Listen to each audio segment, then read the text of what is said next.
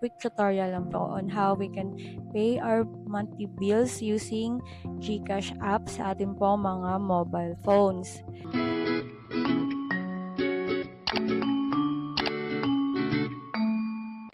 Hello po mga Amores! Welcome back to my channel.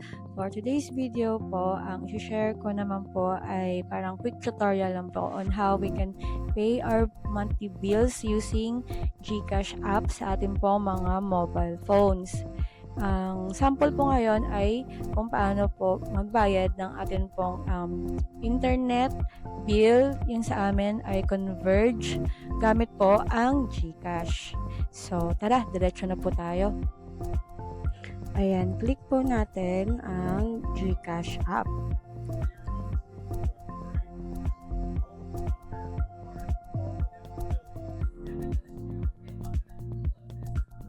Naka-Face ID recognition ako sa pag-login, kaya nag-auto login po siya. Tapos, punta po tayo sa bills. Click nyo po itong bills icon. Tapos, dito po sa search bar ay hanapin po natin yung Converge. Ayan. Click po natin yung Converge. Ayan. Tapos, fill out na po natin ang mga payment details. Ayan. Yung monthly na binabayaran po namin ay 1,500. Tapos, makikita nyo po dyan na may service fee po sila na 10 pesos. Tapos, ilagay na po natin ang account number natin sa Converge. Ayan. Tapos, yung account name po. Ayan.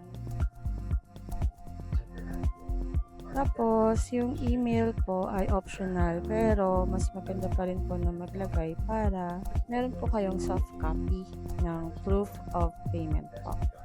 Although, ma-print nyo naman po siya dito or masisave nyo naman po yung screenshot sa GCash, pero mas okay pa rin po na may backup through email. So, ako lagi po talaga ako naglalagay ng email para automatic na po siya magsisend po doon.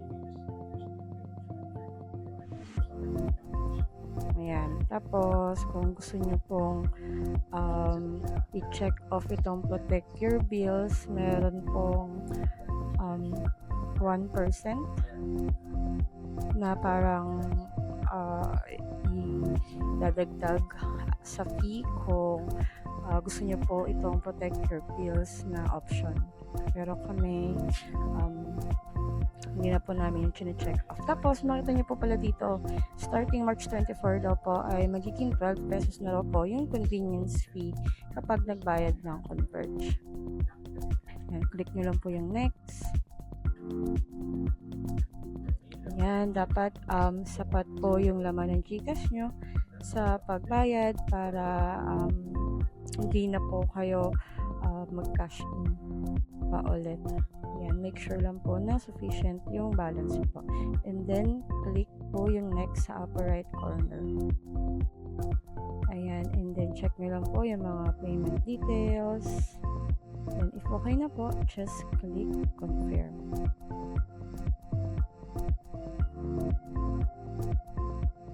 Payment received na raw po, and real time po yung pagpo-post ni GCash ng payment sa Converge.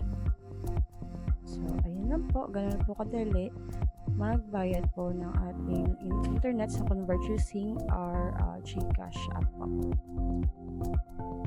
So, ayun lang po mga Amores. Ganun lang po magbayad ng ating pong internet provider bill sa ating pong mga GCash.